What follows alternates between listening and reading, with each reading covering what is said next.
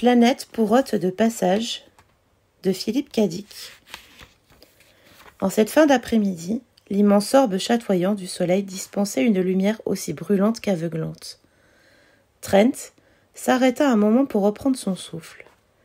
À l'intérieur de son casque plombé, une sueur visqueuse ruisselait sur son visage et goutte à goutte lui obstruait la gorge et embuait sa visière. Il fit passer d'une épaule à l'autre sa trousse d'urgence et remonta le ceinturon qui supportait son arme. Puis il retira de son réservoir à oxygène 2 tubes vides qu'il jeta dans les broussailles. Ils roulèrent sur eux-mêmes et allèrent se perdre parmi les innombrables tas de feuilles rouges et vertes et autres enchevêtrements de plantes grimpantes. Trent consulta son compteur et jugea de ses indications suffisamment rassurantes pour relever son casque l'espace d'un précieux instant. L'air frais emplit ses narines et sa bouche, il respira à fond. Cela sentait bon l'humidité végétale luxuriante. Il vida ses poumons et inspira de nouveau.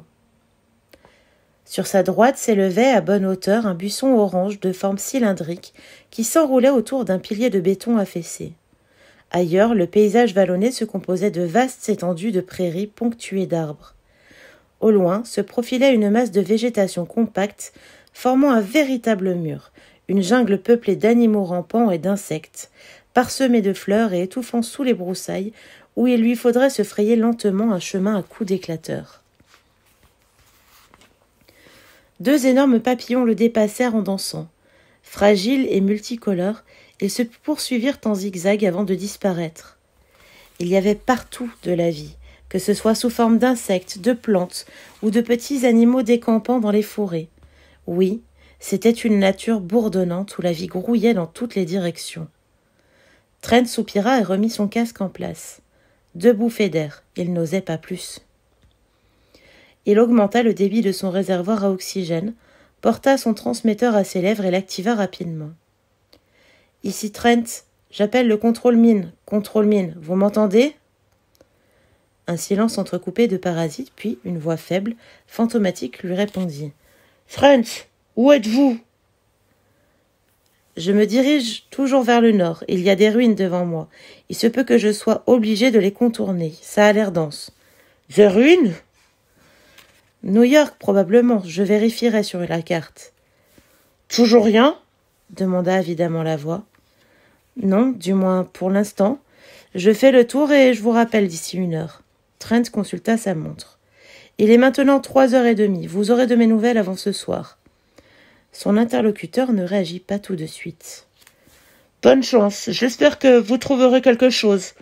Où en êtes-vous de votre provision d'oxygène ?»« Ça va. »« Encore de quoi manger ?»« Largement, et je peux trouver des plantes comestibles. »« Ne perdez pas de risque. » « Ne vous en faites pas. » Trent coupa le transmetteur et le remit à sa ceinture. Puis il reprit son éclateur en main, épaula son paquetage et se remit en marche. Ses lourdes bottes plombées s'enfonçaient profondément dans l'épais tapis de feuilles qui recouvrait l'humus. Il était à peine plus de 4 heures lorsqu'il les vit. Ils sortirent de la jungle qui l'entourait. Ils étaient deux jeunes mâles grands et minces, caparaçonnés d'une matière gris bleuté évoquant la cendre. L'un leva la main, en signe de bienvenue, 6 ou 7 doigts avec des articulations supplémentaires. « Bonjour, dit-il d'une voix flûtée. Trent s'immobilisa net. Son corps cognait dans sa poitrine. « Bonjour, répondit-il. Les 2 jeunes s'approchèrent lentement. L'un avait une hache, une espèce de machette.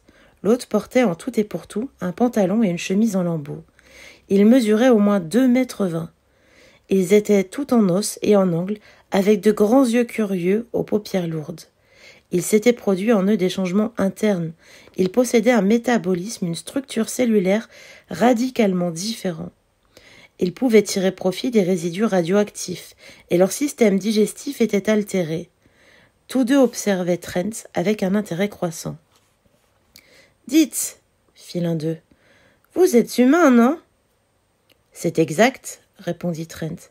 Je m'appelle Jackson. » Le jeune lui tendit une frêle main bleue à la peau cornée que Trent serra maladroitement. La main lui parut bien fragile dans son gant plombé. Son propriétaire ajouta. « Et mon ami s'appelle Earl Potter. » Trent serra la main de ce dernier. « Bienvenue, fit celui-ci. Ses lèvres desséchées tressaillirent. « Je peux regarder votre matos ?»« Mon quoi ?»« Votre arme et votre matériel. C'est quoi ça sur votre ceinturon? Est-ce... Et ce réservoir ?»« Ceci est un transmetteur. Ça, c'est l'oxygène. » Trent montra le transmetteur. « Il fonctionne sur pile. Il a une portée de plus de 150 km. »« Vous venez d'un camp ?» demanda vivement Jackson. « Oui, en Pennsylvanie. »« Combien vous êtes ?» Trent haussa les épaules. « Quelques dizaines. » Les jeunes géants à peau bleue étaient manifestement fascinés. « Comment avez-vous survécu? La Pennsylvanie a été salement touchée, non? Les poches doivent être profondes là-bas. »« Dans les mines, » expliqua Trent. « Nos ancêtres se sont réfugiés tout au fond des mines de charbon au début de la guerre.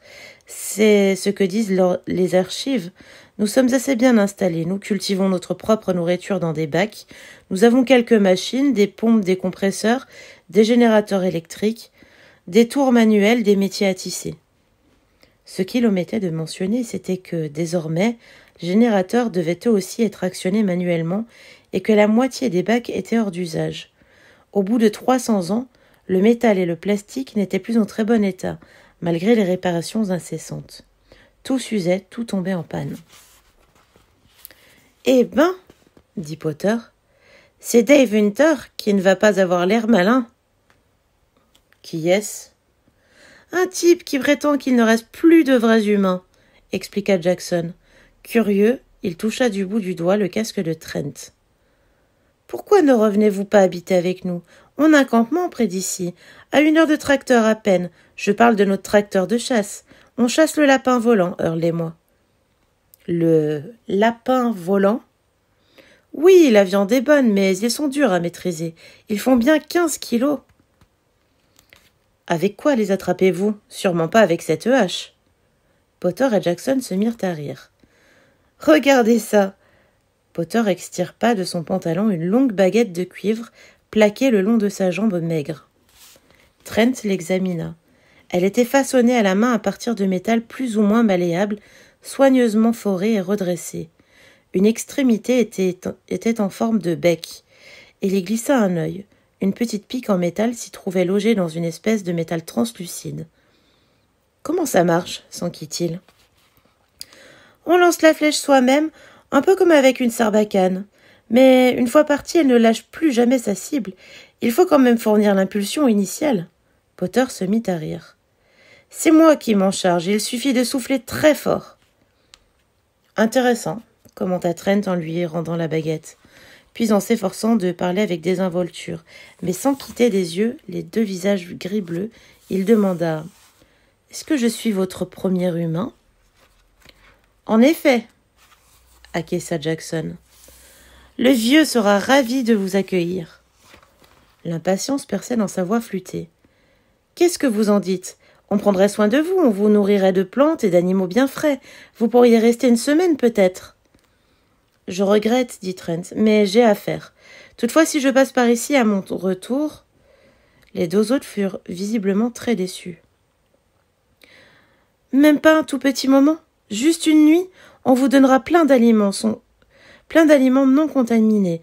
On a une glacière que le vieux a rangée et qui marche bien. » Trent tapota son réservoir. « Il ne me reste plus beaucoup d'oxygène. Vous n'auriez pas un compresseur? »« Non, ça ne nous servirait à rien, mais peut-être que le vieux peut... » « Désolé. » Trent fit un pas de côté. « Il faut que je m'en aille. Vous êtes sûr qu'il n'y a pas d'humains dans cette région? » Nous pensions qu'il n'y en avait plus aucun nulle part. Il y avait bien des bruits qui couraient de temps en temps, mais vous êtes le premier que nous rencontrons. Potter indiqua l'ouest. Il y a une tribu de rouleurs là-bas. Puis il montra vaguement le sud. Et 2 tribus d'insectoïdes par là. Et puis aussi des coureurs. Vous les avez vus? J'en viens. Et au nord, il y a quelques-uns de ceux qui vivent sous terre, ceux qui sont aveugles et qui creusent le sol.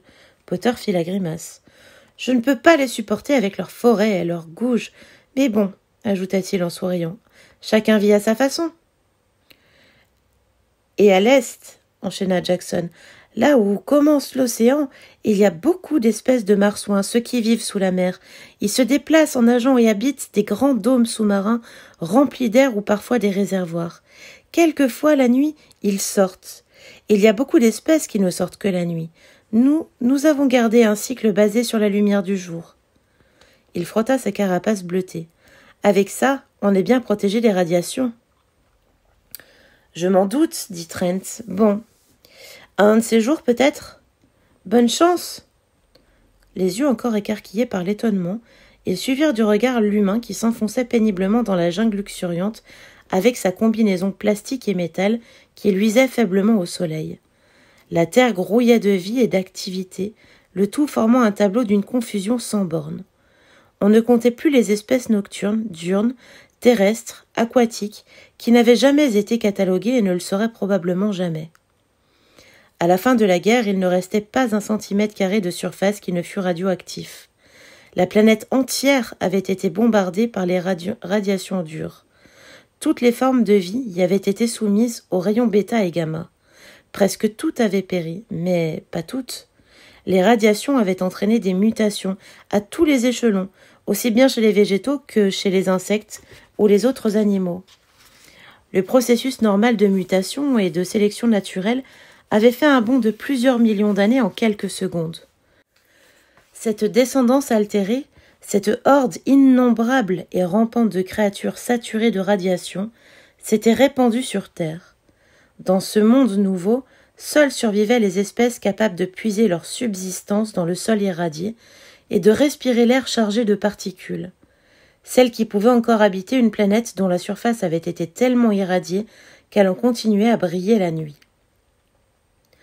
Tout en avançant dans la jungle fumante, contraint de carboniser les plantes grimpantes et rampantes, en maniant adroitement l'éclateur, Trent réfléchissait avec mélancolie à cette situation. La plus grande partie des océans avait été vaporisée. Depuis, il ne cessait de retomber en pluies abondantes et tièdes qui venaient inonder les terres. La nature qui entourait Trent était elle-même toute chaude et détrempée, et elle regorgeait d'êtres vivants.